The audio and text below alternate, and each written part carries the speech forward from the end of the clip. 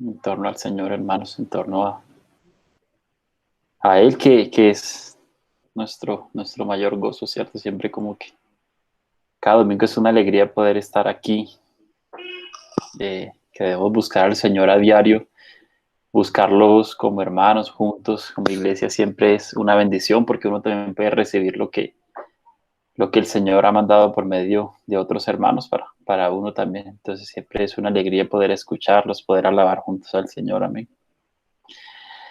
En esta ocasión, bueno, si mal no recuerdo, si la última vez que el Señor permitió que compartiéramos, se compartiera algo de su palabra acá en la localidad, estuve hablando sobre la primer bienaventuranza que el Señor nos dejó allí en Mateo 5. Y bueno, por estos días como que orando al Señor, conociendo ya la fecha y demás, pues bueno, que tenía para nuevamente estar aquí con mis hermanos, mm, orando y pidiendo, digamos, sabiduría al Señor, pidiendo su guía. El Señor me daba como a entender que continuara, digamos, como mirando y hablando acerca de ese tema tan precioso que el Señor nos dejó allí en Mateo 5. Entonces, si mis hermanos me acompañan, yo quisiera otra vez volver allí para continuar un poquito más adelante del último versículo que vimos la vez pasada. Voy a leer nuevamente otra vez desde Mateo 4:23 para, digamos, no perder como el contexto de donde esto viene sucediendo, para que entendamos pues, cómo fue que eso sucedió antes de que el Señor empezara a enseñar allí en el monte, en el denominado Sermón del Monte. Amén. Entonces mis hermanos me acompañan, Mateo 4:23, dice el Señor, y recorrió Jesús toda Galilea, enseñando en las sinagogas de ellos, y predicando el evangelio del reino, y sanando toda enfermedad y toda dolencia en el pueblo. Y se difundió su fama por toda Siria, y le trajeron todos los que tenían dolencias, los afligidos por diversas enfermedades y tormentos, los endemoniados, los lunáticos, paralíticos, y los sanó. Y le siguió mucha gente de Galilea, de Decápolis, de Jerusalén, de Judea y del otro lado del Jordán. Y aquí viene el sermón del monte, el capítulo 5, y dice, y viendo la multitud subió al monte, y sentándose vinieron a él los discípulos, y abriendo su boca les enseñaba diciendo, bienaventurados los pobres en espíritu, porque de ellos es el reino de los cielos. Bienaventurados los que lloran, porque ellos recibirán consolación. Y aquí viene la bienaventuranza en la que quiero que nos detengamos hoy, hermanos. Bienaventurados los mansos, porque ellos recibirán la tierra por heredad.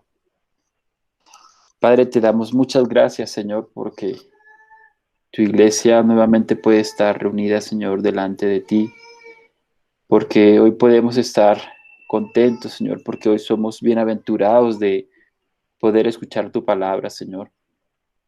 Hubo un tiempo en el que andábamos en este mundo, Señor, ciegos, sin luz, sin una guía, Señor, sino como la ola del mar de aquí para allá, Señor, perdidos totalmente de tu guía, de tu dirección, alejados, Señor, de tu reino.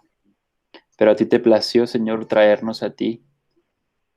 A ti te plació, Señor, traernos, devolvernos, Señor, hacernos parte de esa promesa preciosa, Señor, que tú prometiste allí a los profetas, Señor. Hoy nos alegramos porque tenemos esta esperanza gloriosa, Señor, como oraba nuestra hermanita Alexa, de saber que un día todas estas cosas pasarán, de que un día estaremos totalmente bajo, Señor, tu dominio, que tú gobernarás esta tierra, que tú serás, Señor, quien la ilumine, y que todo pecado, Señor, toda transgresión, toda dolencia, Señor, un día van a pasar y un día estaremos allí contigo, Señor. Padre, en esta mañana quiero pedirte que seas tú con el que habla, Señor, seas tú con aquellos que van a escuchar y que tu santa palabra, Señor, hoy surta el efecto que tenga que surtir, Señor. Hoy queremos hablar acerca, Señor, de la mansedumbre, acerca de la humildad, y sabemos que que muchas veces en este sentido, Señor, nos quedamos cortos, nos falta mucho para llegar a tu estándar, Señor, pero confiamos en que tú y la guía de tu Espíritu Santo, Señor, nos puede transformar, nos puede guiar, Señor, para parecernos más a ti, para que nuevamente, Señor, como decíamos, nuestro carácter se parezca un poco más al tuyo, Señor. Te pedimos que hoy seas tú hablándonos, Señor, y que salgamos de esta reunión siendo, Señor, un poco más mansos de lo que éramos esta mañana cuando la iniciamos, Señor. En el nombre precioso de Cristo Jesús. Amén y amén. Hermanos, la mansedumbre, dice el Señor. Aquí la Reina Valera dice bienaventurados los mansos, en otras versiones dice bienaventurados los humildes, porque ellos recibirán la tierra por heredad. Sé que, digamos, hice como un salto, no me detuve en la segunda bienaventuranza. Estuvimos viendo hace un tiempito atrás la primera, que es bienaventurados los pobres en espíritu, y estuvimos viendo allí que ser pobre en espíritu es entender que nada podemos hacer por nosotros mismos, que nada tenemos, digamos, en nuestras propias fuerzas, sino que el pobre en espíritu es aquel que acepta totalmente el someterse a Cristo, aquel que tiene como gozo y como corona someterse a la voluntad del Señor, aquel que ha entendido que si algún día se presenta delante de Dios Padre, su único favor o su único mérito es saber que cuenta con el sacrificio de nuestro Señor Jesucristo allí en la cruz. Amén. Digamos que el orden de las bienaventuranzas no es al azar, sé que el Señor las comentó en este orden, justamente porque una va llevando a la otra. Yo no puedo llorar, como dice el Señor en la segunda, yo no puedo llorar por mi pecado si antes no he entendido lo que significa ser pobre en espíritu. El ser pobre en espíritu nos lleva a nosotros a darnos cuenta de nuestro pecado, de quiénes realmente somos nosotros ante Dios, ante la santidad de Dios. Y eso debería llevarnos a llorar como Él manda que nosotros lloremos, ¿cierto? Y eso es algo extraño porque, digamos, en la sociedad en la que nosotros vivimos hoy día, uno no puede coincidir cómo el llorar me va a llevar a mí a ser bienaventurado, a ser consolado, cuando sabemos que es una sociedad que aborrece el dolor y que mayormente lo que este mundo ofrece son, de alguna u otra forma, drogas para estar dopados en el entretenimiento o en la diversión, y que el dolor no se tiene como algo que me pueda ayudar a mí a formar mi carácter o a parecerme más al Señor Jesús, ¿cierto? De hecho, ni lo toman en cuenta al Señor, sino que es todo lo contrario. Lo que la sociedad hoy día ofrece es felicidad sin importar a qué costo. Haga lo que quiera, siempre y cuando lo haga feliz. Así mi felicidad esté en golpear a mi esposa o así mi felicidad esté de pronto en hacerle mal a las otras personas, no importa, hágalo siempre y cuando lo haga feliz, ¿cierto? Pero el Señor Jesús viene y se para aquí delante de un pueblo y empieza, por decirlo de alguna manera, a voltear todas las cosas, ¿sí? El Señor va a empezar a enseñar algo que es como, se podría decir de alguna manera, contrario a todo lo que nosotros podemos concebir como o sea, bueno, correcto o justo. La palabra justo, porque el Señor está parado delante del pueblo, del pueblo judío. Tengamos en cuenta eso porque el Señor aquí, este día estaba hablando a muchas personas judías, habían allí, dentro de estos judíos, habían fariseos, ¿cierto? Que estaban esperando un Mesías anunciado en el Antiguo Testamento, que venía a libertarlos de su opresión, porque recordemos que Israel en este momento, cuando el Señor estaba aquí, estaba bajo el dominio del pueblo romano, estaba sometido bajo el dominio de los romanos. ¿Ven? Entonces ellos, digamos, estaban esperando un Mesías que viniera a pelear si de alguna manera, con espada, para que los libertara a ellos de la opresión de los romanos. ¿Ven? Pero vemos que el Señor no viene de esta manera y esto fue en parte, digamos, lo que causó que los judíos odiaran tanto al Señor Jesucristo, porque vino a mostrarles que no era con puño y espada, sino que había otra forma diferente de hacer las cosas, y eso pues mayormente a nosotros no nos gusta, y menos cuando de pronto nosotros estamos sufriendo opresión, ¿cierto? Por alguna otra persona, o en este caso, digamos, por un imperio entero. Los judíos estaban allí sometidos bajo el dominio de los romanos y ellos querían ya ser libertados y esperaban ese Mesías anunciado. ¿Ven? Pero vemos que el Señor viene con un sentir diferente. El Señor viene en mansedumbre, ¿sí? Y la mansedumbre, recordemos, hermanos, que es un fruto del Espíritu. Y es la única cosa que el Señor Jesús nos dijo, aprendimos de él. Amén. Allí en el capítulo 11 de Mateo, el Señor lo anunció. Si quiere, vamos allá al capítulo 11, ahí más adelante, ahí nomás, y vemos ese versículo. Si mis hermanos me permiten.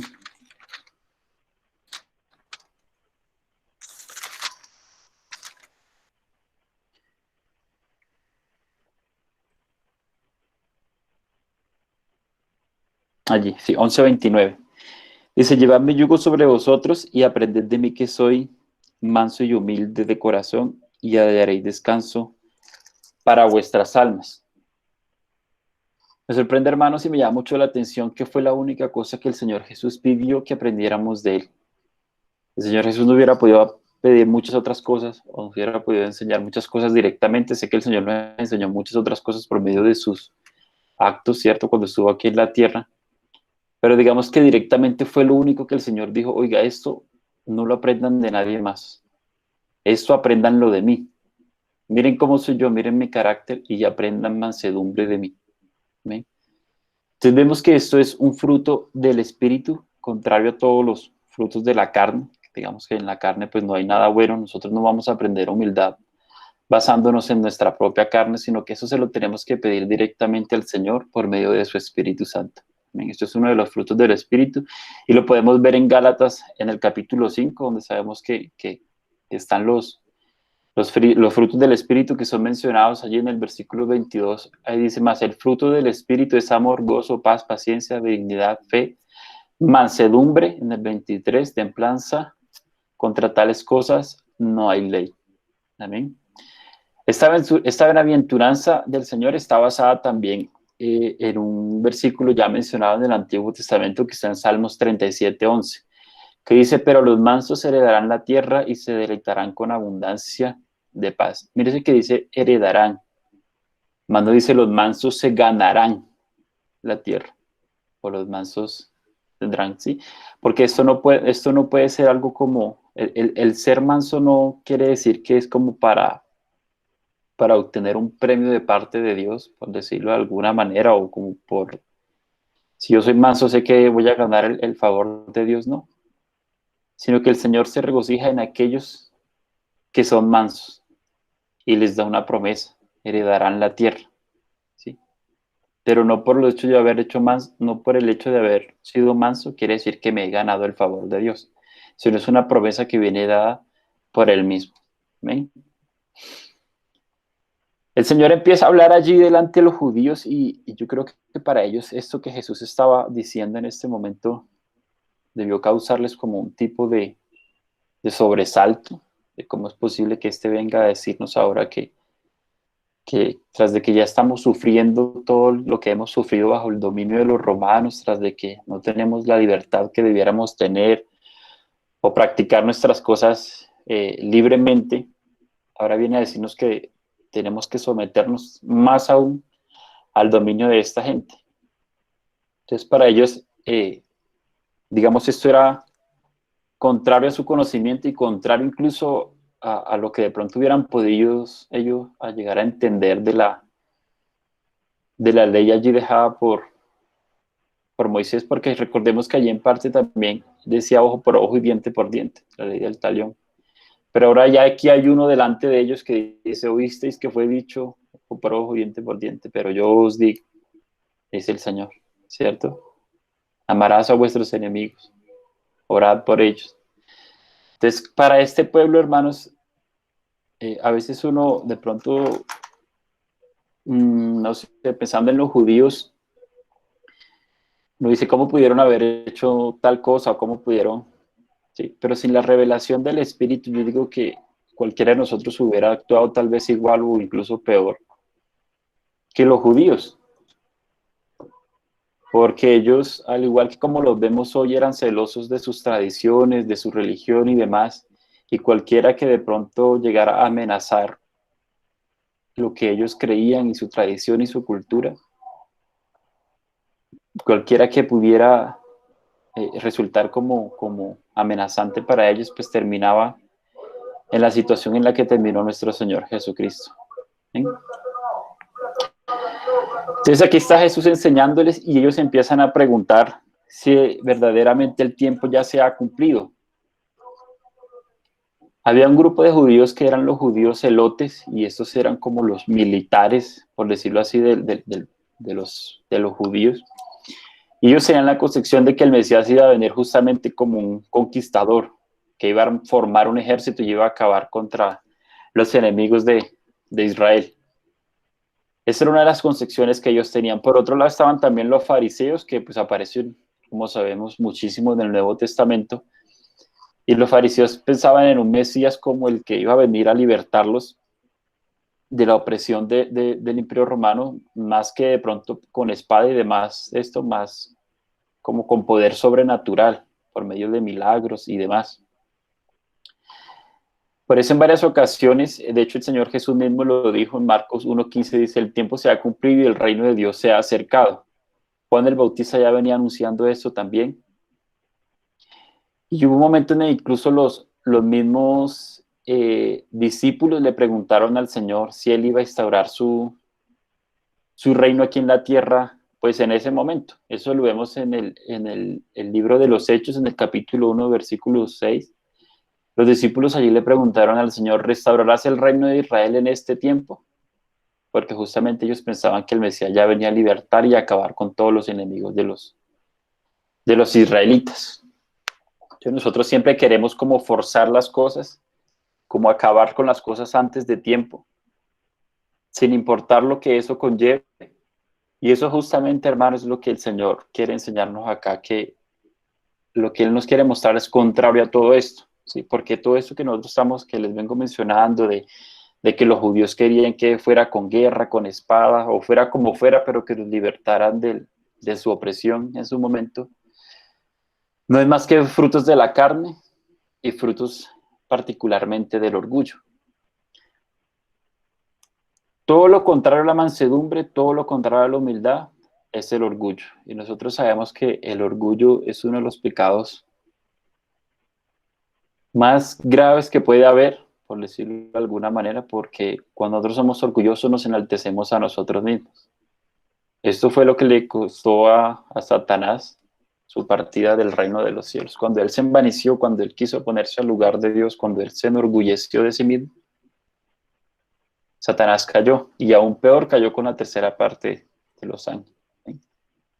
No solamente Satanás, esto lo podemos ver también con hombres que caminaron con el Señor, pero que en algún momento volvieron a caer, como podríamos decirlo, Moisés en su momento, ¿cierto? Cuando estaba allí en Israel, era fuerte y demás, Moisés peleaba, tenía fuerza, era orgulloso, y el Señor lo lleva al desierto para enseñarle lo que era mansedumbre, pasa allí 40 años lidiando con ovejas y demás, y después de eso es que el Señor puede utilizar a Moisés, puede mandarlo a liderar, a libertar a su pueblo. Vemos que nosotros tenemos que pasar como por una transición y el orgullo lastimosamente, hermano, no se va a ir mientras nosotros estemos aquí en esta tierra. O sea, no es que un día nos vamos a levantar y el orgullo desapareció totalmente de nosotros. Eso nunca va a suceder mientras nosotros estemos aquí, hermano, porque Sistema correo de voz. El orgullo es como, dice un hermano, es como esta mala hierba que aparece en las casas, que uno va y la poda y la echa y la corta y al rato va a ver a los días y otra vez vuelve y retoña. Entonces a veces nosotros de pronto podemos avanzar un poco el tema de ganarle esa parte al orgullo, de ganarle ese campito, pero luego nos damos cuenta de que nos enfrentamos a una situación o algo y nos damos cuenta que el avance que habíamos hecho tal vez se volvió a echar para atrás. Nos damos cuenta de que nuestro orgullo vuelve a florecer y es justamente como esa mala hierba que vuelve y retoña, que por más que la corten, le pasen, vuelve y aparece. Entonces el Señor está aquí enseñando y empieza a hablar acerca de cosas contrarias a nuestros pensamientos, ¿sí? Entonces eso le parecía muy extraño a los judíos y le pareció muy extraño a muchas otras personas, digamos, de otras generaciones, de otras épocas. Y una de esas personas fue el filósofo alemán ateo Friedrich Nietzsche, que particularmente a las bienaventuranzas y particularmente con esta bienaventuranza que nosotros estamos viendo hoy él decía que era un tema de esclavitud de la moral cristiana para someter a los hombres. Encontré un parrafito por ahí anoche que él decía lo siguiente, dice, los dogmas morales del cristianismo, pacifismo, tolerancia, amor fraterno, etcétera, no son más que elementos falsos y manipuladores, fruto de una filosofía débil que trata mediante dichos principios de frenar y debilitar al fuerte, con quien de otro modo no puede competir. Porque para Nietzsche la única forma de uno ganar, la única forma de uno sobresalir era pasar por encima de los demás, exaltarse a uno mismo, sin importar el costo que eso estuviera. Era fírmate a ti mismo, sé fuerte, no te importe nada más que no seas tú, o sea, no, haz lo que tengas que hacer para ganarte el mundo. No importa lo que tengas que hacer, gánate. Eso lo vemos también en otro hombre, digamos, importante de la historia, importante no en el sentido bueno, sino, digamos que no deberíamos olvidar quién fue este hombre y fue justamente otro alemán que es Hitler.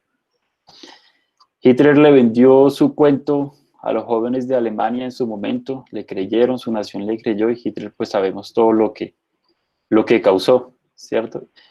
Y esto fue justamente porque Hitler se envaneció, se enorgulleció, se metió, digamos, en sí mismo y eso llevó a que cometiera todas las cosas que hizo. De hecho, Hitler odiaba el cristianismo también, tanto así que creó su propia Biblia, reemplazó la cruz por su esvástica y creó su propio, digamos, sus propios discípulos, una nación antisemita, anticristiana totalmente, ¿sí? Entonces nosotros nos empezamos a dar cuenta, hermanos, que cuando nosotros nos enorgullecemos, cuando nosotros nos envanecemos, nada bueno va a suceder, hermanos.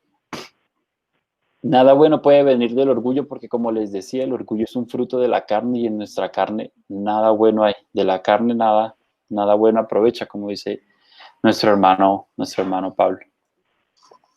Entonces uno empieza a ver las características del orgullo y uno se da cuenta que el orgullo se ofende, ¿sí? El orgulloso se ofende con facilidad, el orgulloso no perdona, se resiente, pelea, no pierde, nunca jamás un orgulloso va a perder, siempre trata de acomodar las cosas a su favor y aunque sea empatar, pero no perder, porque eso va a hacerlo quedar en ridículo, va a hacerlo quedar en vergüenza y de alguna u otra manera eso no puede suceder, entonces yo acomodo aquí, empujo allá para confundir y empatar, pero no perder, porque el orgulloso no acepta la derrota, siempre está buscando de sobresalir, de quedar por encima sin quedar en vergüenza. ¿Sí? El orgulloso no acepta la voluntad de Dios. Por ningún lado el orgulloso va a someterse al señorío de Cristo. Por eso es importante de haber visto primero el tema de ser pobres en espíritu. Porque es que si yo no soy pobre en espíritu, yo no voy a aprender a ser manso. Y más si la mansedumbre viene dada por Cristo mismo. ¿Sí? Entonces el orgulloso busca alguna otra manera de acomodar las cosas, pero nunca va a ser sometido bajo la voluntad del Señor. Siempre acomoda todo para su propio beneficio. Se inventa cosas para su propio beneficio. Y hermano, y eso ha sido así durante todo el proceder de la historia. Para yo ponerme en otro lugar, busco torcer las cosas incluso dadas por Dios mismo. Y uno ve eso pues en religiones, uno ve eso en partidos políticos, uno ve eso en empresas, hermano, uno ve eso en todos lados, donde el hombre siempre está evitando, ¿cierto?, el señorío de Cristo, los mandatos de Dios sobre su vida para acomodar las cosas a su favor. Y esto es el orgullo. Eso es todo lo contrario a lo que el Señor vino a decir. Por eso lo importante, hermanos, de que tengamos en cuenta de que esto solo lo podemos aprender del Señor Jesús. Me ponía a pensar en eso, porque el Señor no pidió nada más de nosotros, o sea, porque el Señor nos dijo, aprendan de mí cualquier otra cosa, sino aprendan de mí a ser mansos y humildes. ¿Sí? Porque como antes les decía, esto no lo podemos aprender de ninguna otra persona, hermanos, de nadie más, por más buena persona que parezca, por más bondadoso, por más... El orgullo siempre va a florecer nuevamente mientras nosotros no estemos bajo el señorío de Cristo totalmente. Y esto va a ser así hasta que estemos con el Señor. Siempre vamos a estar batallando contra esto que está en nuestro interior. Amén. El Señor viene y se para enfrente nuevamente y empieza a decir cosas como esta a los judíos. Los últimos serán los primeros. Mejor es dar que recibir. Mejor es vivir, mejor es morir que vivir. Si pierdes la vida, la ganas. La pobreza es riqueza. El mayor sirva al menor. Y hermanos, esto para unos, para los judíos, esto para Nietzsche, esto para Hitler, esto para nosotros es como, hoy día gracias al Señor lo podemos entender porque tenemos la guía de su Espíritu Santo. Pero uno decirle esto al mundo es ofenderlos, literalmente. Es decirles, es que ganarse una respuesta como esta, no sea bobo, no se deje, ¿cierto? Porque eso es lo que el mundo, digamos, percibe y el mundo, la visión del mundo es que el fuerte, el que no se deja, el avispado, el que hace la trampa, el que hace, ese es el que debe ser, ¿sí? Pero el Señor viene y nos enseña todo lo contrario. Y el reino de los cielos es para aquellos que se hacen como niños, para los últimos, para los que dan. Amén. A veces nosotros vemos esto, nosotros digo nosotros como cristianos, ¿cierto? Lo vemos, lo creemos, pero a veces nos dejamos influenciar por el mundo aún ya conociéndolo, hermano, aún entendiendo, aún sabiendo que el Señor Jesús nos lo dijo y nos lo manda. Nosotros como que lo creemos en nuestra mente, pero viene una situación en la que de pronto nos enfrentamos a algo y sale este orgullo nuevamente. Ah, ya estuvo bueno, ya no me voy a dejar más. No, siempre es lo mismo. Como yo soy así, entonces claro, se aprovechan de mí. Entonces nosotros empezamos a nuevamente dejar que esa parte vuelva a aparecer, aun cuando ya el Señor ha hecho, ha trabajado en nosotros. A veces ciertas situaciones que orquestadas por el mismo Señor nos las manda para que nos demos cuenta que siempre en este sentido vamos a depender de Él. Para que nos demos cuenta que siempre debemos estar aferrados al Señor, orando para que el Señor nos haga más humildes, más mansos, porque como les decía, hermano, esto no es algo que yo voy a hacer de aquí a un año y ya de un año para allá eso no va a suceder más, no. Eso es una lucha constante que nosotros tenemos en nuestro interior. ¿Sí? Entonces el Señor dice, aprendan de mí que soy manso y humilde. Y eso es constantemente. No es una ni dos veces, ni es por 6 meses, ni es por un año, sino es de aquí en adelante, porque el orgullo siempre va a florecer. Es cuando el Señor nos pone en esas situaciones de que de pronto nosotros queremos como batallar o luchar nuevamente, es decir, ah, ya no me dejo, o ya tal cosa. A veces con alguien, no sé, en el trabajo, o a veces con alguien en la calle, o a veces incluso con un familiar, esto puede llegar a suceder. El Señor nos hace ver y nos dice, mira, esto está siendo mandado por mí para que te des cuenta que necesitas aún aferrarte más a mí, aprender más, ¿sí? De lo que yo te he mandado. Amén. El Señor nos permite ese tipo de situaciones para que sigamos orando y para que sigamos aferrados a Él y que su carácter se siga formando en nosotros y no creamos que pues ya nosotros somos totalmente humildes y mansos. Amén. Contrario al orgullo, y es lo que yo, pues ahora sí me voy a detener un poco aquí en el tema de la bienaventuranza como tal, que dice bienaventurados los mansos, y quisiera que viéramos un poco como qué es la mansedumbre, o sea, qué es una persona mansa, cómo es una persona humilde, cómo es su actuar o cuáles son las características de una persona como el Señor Jesús, humilde y mansa. ¿Ven? Entonces hay ciertos, digamos, sinónimos o palabras que pueden reflejar humildad, como es la palabra servicio, de pronto redención, renuncia, ¿cierto? Pero también hay ciertas cosas que de pronto no pueden ser humildad y que a veces nosotros confundimos que como que sí son. Por ejemplo, hay personas que son muy calladas, ¿cierto? Introvertidas, y muchas veces de pronto uno llega a confundir ese tipo de cosas con humildad, pero realmente uno puede ser muy callado y muy introvertido y ser muy orgulloso. Si no necesariamente el callado, el introvertido es humilde, sino que puede ser todo lo contrario. ¿Ven? Entonces digamos que la humildad va más por el lado de un tema espiritual, o sea, no es tanto un tema físico, sino más un tema espiritual y va más hacia el lado de la fortaleza. Por decirlo de alguna manera, la humildad es como fortaleza bajo control. Decirlo así, de un hermano. Esa era la definición que un hermano daba de fortaleza bajo control. Y eso uno lo puede ver, hermanos, un ejemplo o digamos una ilustración de esto es los caballos domesticados. No sé si mis hermanos de pronto han tenido la oportunidad de acercarse a un caballo antes de, digamos, ser amansado, lo llaman de esta manera. Cuando yo vivía en la costa, digamos, durante mi infancia, algunos de mis tíos se dedicaban a amansar, es la palabra que ellos utilizan, digamos, a el carácter de los caballos. Cuando un caballo nace, empieza a crecer, es totalmente salvaje. Los caballos son agresivos, uno se le acerca. Si es un caballo que no se ha sometido, que nadie le ha enseñado, es un caballo que va a lanzar las patas, te va a lanzar patadas, te va a tirar a morder, si te subes te va a tumbar, no va a dejar que te subas. Entonces parte de algunos de mis tíos se dedicaban, ese era el trabajo de ellos. Digamos que los contrataban, incluso les traían caballos y ellos empezaban a amansarlos. ¿Sí? Entonces uno ve que ese caballo al principio es totalmente desbocado, descontrolado, no se deja agarrar, no se deja poner un lazo, si se lo deja poner lo rompe, se tira para atrás, empieza a patalear y pelea y batalla hasta tratar de liberarse, digamos, de la persona que está tratando de someterlo. ¿Sí?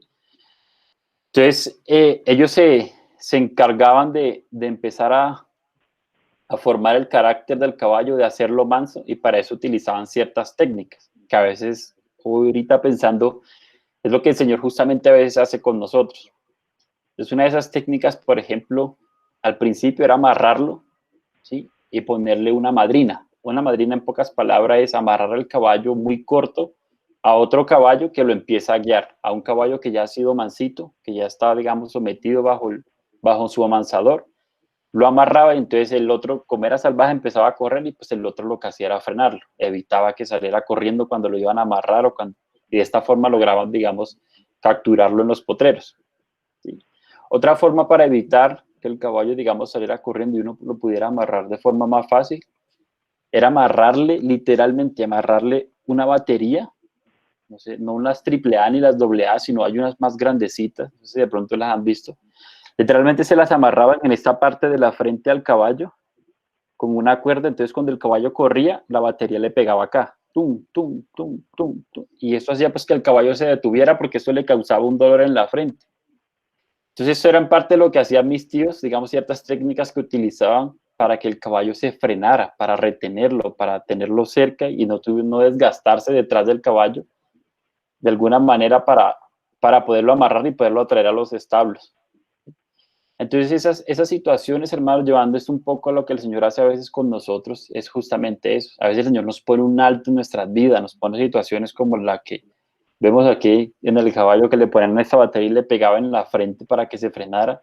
A veces el Señor nos permite vivir ciertas situaciones para que nos frenemos, hermanos, para mostrarnos que no es por ahí, que no es con altivez, que no es con orgullo, sino con mansedumbre. Y la humildad es justamente eso. Una vez el caballo es amansado, uno puede ver que el caballo no pierde su fuerza, no pierde su físico, pues su potencia, sino que ahora el caballo ya es dominado, incluso puede ser manejado por un niño de 5, 4 años y moverlo con una sola manito a través de la rienda con la que el caballo es manipulado.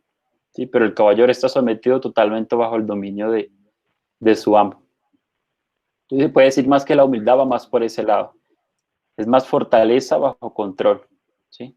Porque otras veces podemos tener fortaleza o fuerza, pero la tenemos desmedida. Como lo que vimos ahorita, por ejemplo, en San Andrés. Un huracán tiene mucha fuerza y eso es fuerza desmedida, es fuerza descontrolada, es fuerza que causa caos. Y así a veces somos nosotros, como el huracán este que pasó por allí. A veces nosotros, el orgullo nos lleva justamente a eso, a causarle daño a los demás, a causarnos daño a nosotros mismos, ¿cierto? Y uno ve esto, hermano, a diario en la sociedad. Uno ve cómo hay familias disfuncionales porque algunos se enalteció, se enorgulleció y quiso hacer las cosas a su manera y le causa daño pues a sus hijos, le causa daño a su esposa, a su mamá, a sus amigos, ¿cierto? Entonces nuevamente, como les decía, el orgullo siempre lleva cosas negativas. Del orgullo nosotros nunca vamos a esperar nada bueno, hermano. Uno puede ver eso entonces totalmente bajo el carácter de Cristo, ¿cierto? Pero digamos que en la bienaventuranza anterior y en esta, más que verlo en el Señor, que es a quien debemos mirar, siempre pues me gusta ver si también de pronto el Señor eh, pudo mostrar esto por medio de algún hermano nuestro, ¿cierto? Como ser humano, como tal, porque uno puede pensar, no, es que Jesús era Dios, a veces uno se le olvida pues que el Señor fue totalmente humano, ¿sí? Pero para que lo veamos también en otra persona o en otros, lo podemos mirar también por ejemplo, en Pablo, ¿sí? Y eso sí quisiera leerlo, sé que lo he leído varias veces, hermanos, pero si me acompañan allí nuevamente para recordarlo, siempre es bueno recordar. A la segunda carta a los Corintios en el versículo 6, quisiera que nuevamente leyéramos esa parte. Segunda a los Corintios, capítulo 6. Hay una muestra de lo que es un hombre, obra en espíritu, de lo que es un hombre humilde. Amén. En el capítulo 6, en el versículo 2, desde la parte B, dice: He aquí ahora el tiempo estable, he aquí ahora el día de salvación. No damos a nadie ninguna ocasión de tropiezo, para que nuestro ministerio no sea vituperado. Antes bien nos recomendamos en todo como ministros de Dios, en mucha paciencia, en tribulaciones, en necesidades, en angustias, en azotes, en cárceles, en tumultos, en trabajos, en desvelos, en ayunos, en pureza, en ciencia, en longanimidad, en bondad, en el Espíritu Santo, en amor sincero, en palabra de verdad, en poder de Dios, con armas de justicia a diestra y a siniestra, por honra y por deshonra, por mala fama y por buena fama, como engañadores, pero veraces, como desconocidos, pero bien conocidos, como moribundos, mas he aquí vivimos, como castigados, mas no muertos, como entristecidos, mas siempre gozosos, como pobres, mas enriqueciendo a muchos, como no teniendo nada, mas poseyéndolo todo. La persona humilde encuentra su satisfacción totalmente en deleitar al Señor.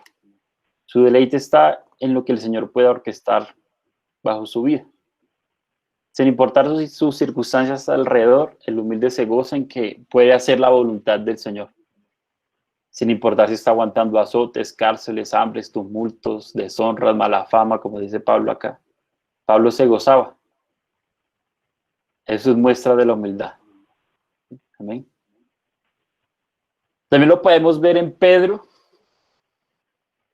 que Pedro siempre es uno de los que uno pone como de pronto el mal ejemplo, porque el Pedro siempre metía la pata, ¿cierto? El imprudente, el que hablaba de primera. Pero uno puede ver que hubo una transformación en Pedro. ¿Por qué? Porque Pedro aprendió esto justamente del Señor. Entonces veamos primero cómo era Pedro antes de someterse al señorío de Cristo. Mis hermanos me acompañan a Marcos 14. Esta vez en Marcos 14. 14. Marcos 14, versículo. Leámoslo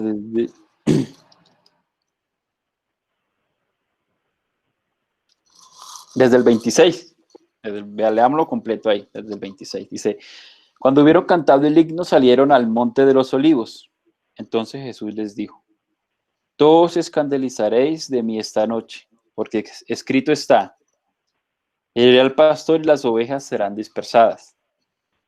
Pero después que haya resucitado, iré delante de vosotros a Galilea. Entonces Pedro le dijo: aunque todos se escandalicen, yo no. Ahí está el orgullo. Ese es el orgullo, ese es el orgullo. Aunque todos estos que están aquí te niegan, aunque todos estos, yo no, Señor. Le dijo Jesús: de cierto te digo que tú, hoy, en esta noche, antes que el gallo haya cantado 2 veces, me negarás 3 veces.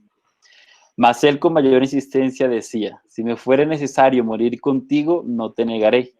Y también todos decían lo mismo. Todos allí mostraron lo que muestra del orgullo, dieron muestra de orgullo. Sí, Señor, no es solo Pedro, Señor.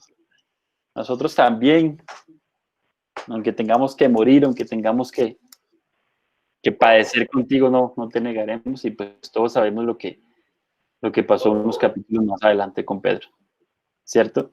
Entonces Pedro allí se da cuenta que pues no era realmente lo que él pensaba, ¿cierto? Pedro allí llora amargamente, llora como el Señor quiere que nosotros lloremos, reconociendo nuestro pecado, reconociendo que no somos lo que creemos que somos muchas veces, hermano. Que a veces nosotros nos creemos mejores de lo que somos, y realmente somos peores de lo que nos creemos. Pero luego entonces más adelante, ahora sí veamos la contraparte, y miren cómo hablaba Pedro en su primera carta en el capítulo 5. Me acompañan allí mis hermanos. Miren lo que Pedro justamente va a decir acá.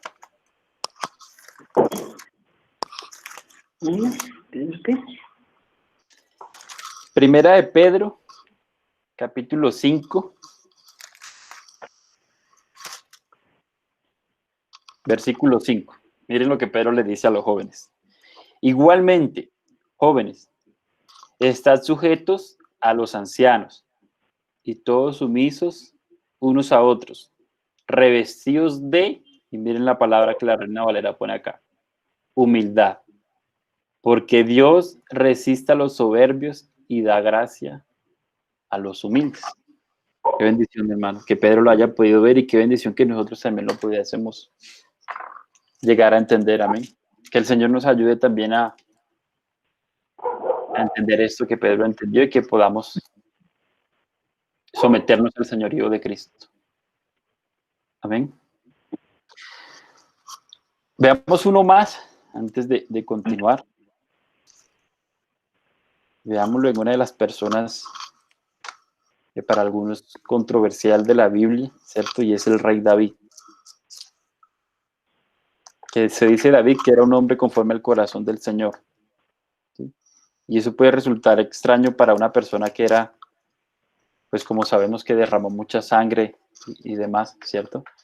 Pero podemos ver una situación que ya anteriormente también la hemos leído, pero quisiera pues que la recordáramos, que está en Segunda de Samuel, ¿sí?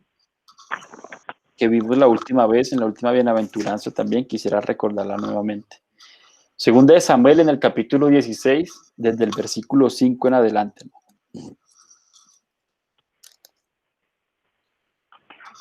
Acá, veámoslo acá en la vida de David. Versículo 5, segunda de Samuel 16, versículo 5. Dice: y vino el rey David hasta Baurín, y he aquí salía uno de la familia de la casa de Saúl, el cual se llamaba Simei, hijo de Gera, y salía maldiciendo y arrojando piedras contra David y contra todos los siervos del rey David. Y todo el pueblo, escuchen esto, y todo el pueblo y todos los hombres valientes estaban a su derecha y a su izquierda. Y decía a Simei, maldiciéndole: fuera, fuera, hombre sanguinario y perverso. Jehová te ha dado el pago de toda la sangre de la casa de Saúl, en lugar del cual tú has reinado, y Jehová ha entregado el reino en mano de tu hijo Absalón. Y he aquí sorprendido en tu maldad, porque eres hombre sanguinario.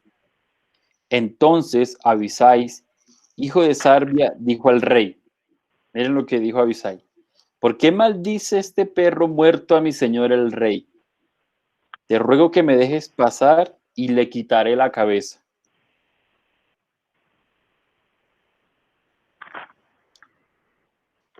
Y el rey respondió: ¿Qué tengo yo con vosotros, hijos de Sarbia?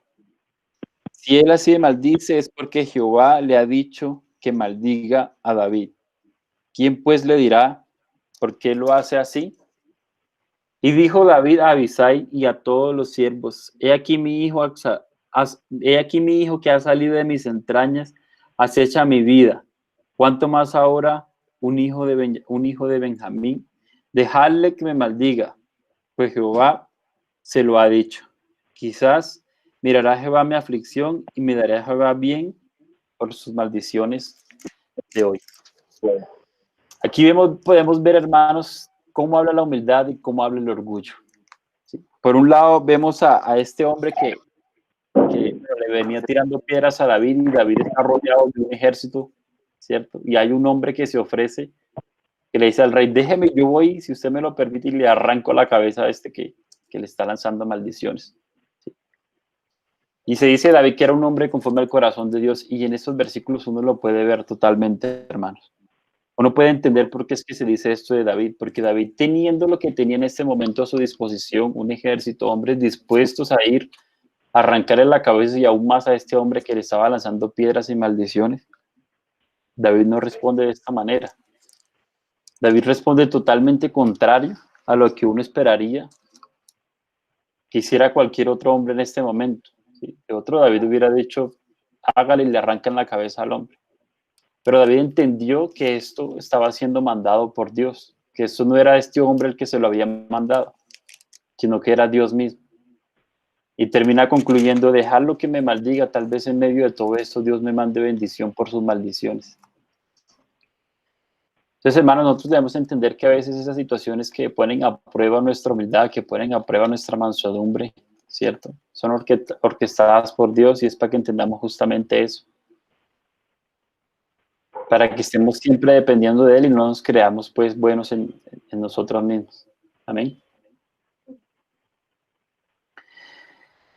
La humildad, hermano, no espera nada a cambio, ¿sí? No busca reconocimiento. El humilde hace las cosas sin esperar que de pronto lo tengan en cuenta de nada. Martin Lloyd Jones cuenta una historia de que una vez a él lo invitaron a Estados Unidos, y cuando él llega a Estados Unidos hubo un hombre que lo fue a recoger al aeropuerto en el carro. Sí, Martin Lloyd Jones iba con su esposa. Y el hombre se encuentra con él y le empieza a decir cosas como: yo soy un don nadie, yo soy aquí uno en la iglesia que pues no tiene mucho reconocimiento, que hoy se ha ofrecido para venir acá, yo he venido a ayudarlo, pero yo no soy nadie, no, nadie me conoce en la iglesia, sino que simplemente soy alguien que se ofrece para venir aquí a recoger a los hermanos. Y Martín Lloyd Jones dice: cuanto más este hombre hablaba, yo más entendía cuán orgulloso más este hombre era, ¿sí? Porque el humilde simplemente viene y llega, coge las maletas, las carga y las sube al carro y no dice nada, no está buscando reconocimiento ni nada. ¿Sí? De una u otra forma, ese hombre, aparentando humildad, estaba buscando reconocimiento, o lo que realmente estaba reflejando era contrario a lo que debe reflejar una persona pues, humilde. Amén. La humildad no es impulsiva, ¿sí? El orgullo es explosivo, reacciona con violencia. Decíamos al principio que justamente el ser callado no refleja tampoco la humildad, pero a veces la humildad sí calla ciertas cosas. ¿Sí? Es mejor callar en ciertos momentos, como cayó nuestro Señor cuando estuvo allí delante de Pilato, ¿cierto? Que yo tengo la autoridad para soltarte, que yo tengo, ¿por qué no dices nada? ¿Por qué no? Se cayó el Señor. Porque hay ciertos momentos, hermano, en nuestras vidas que sí es mejor guardar silencio. A veces de pronto nosotros, por querer mejorar las cosas, llegamos a decir o pronunciar ciertas palabras que no debiéramos pronunciar. Amén. Entonces, como les decía, la humildad siempre permanece bajo control, hermanos. es pasiva, ¿sí? Como fue nuestro Señor. Depende totalmente del sometimiento del señorío de Cristo y de Cristo en su momento al sometimiento del Padre. Porque el Señor Jesús no hizo nada, dice la palabra, por sí mismo, sino que todo lo sometía al Padre. Y ahorita vamos a ver unos versículos así, pues rapidito, más o menos mencionándolos, donde el Señor nos deja ver estas cosas. Amén. Ya para ir terminando, hermanos, yo quisiera como leer una carta que me encontré hace un tiempo. Recién yo llegué al Señor y siempre la he tenido por allí presente. Siempre logro como, cuando a veces estas situaciones en las que el Señor me muestra que de pronto me estoy saliendo de control o cosas como esta, como que la leo y esto como que me anima, me reconforta para seguir adelante, ¿sí?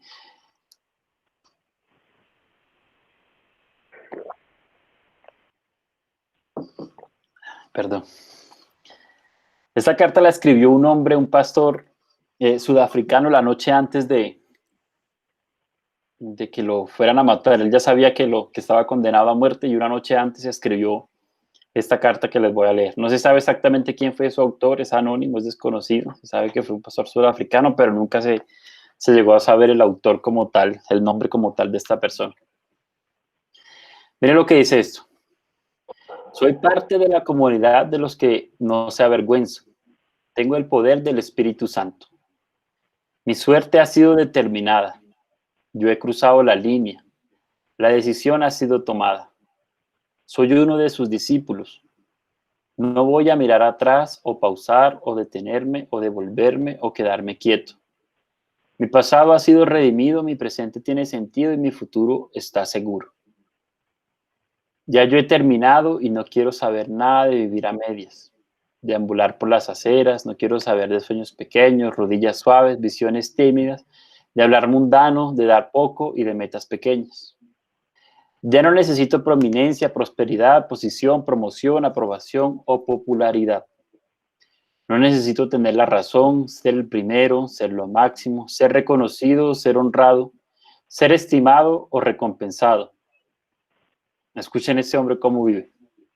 Ahora vivo en su presencia, confío en la fe, amo con paciencia, soy levantado por la oración y vivo con poder. Mi rostro ha sido fijado en una dirección. Mi caminar es rápido, mi meta es el cielo. Mi camino es estrecho, la carretera es rústica, mis compañeros son pocos. Mi guía es confiable y mi misión es clara. No puedo ser comprado, desacreditado, desviado, seducido, devuelto, diluido o retrasado. No pestañearé frente al sacrificio. No dudaré en la presencia de la adversidad. No negociaré en la mesa de mis enemigos. Ni consideraré la popularidad, ni daré vueltas en medio de la mediocridad. No me rendiré, ni callaré, ni pausaré, ni me cansaré hasta que haya predicado, orado, pagado, acumulado para la causa de Cristo. Soy un discípulo de Jesús. Tengo que seguir hasta que Él venga, dar hasta que me caiga, predicar hasta que todos conozcan y trabaje hasta que Él pare. Y cuando Él venga a recoger a los suyos, Él no tendrá problemas en reconocerme. Mis colores serán claramente visibles. Esa carta a mí siempre me levanta el ánimo, hermano, y siempre trato de tenerla por ahí, como les decía, porque es una carta que pues, me parece tremendo lo que este hombre escribió justamente una noche antes de que lo asesinaran. Y uno puede ver que este hombre actuaba totalmente para la gloria de Dios.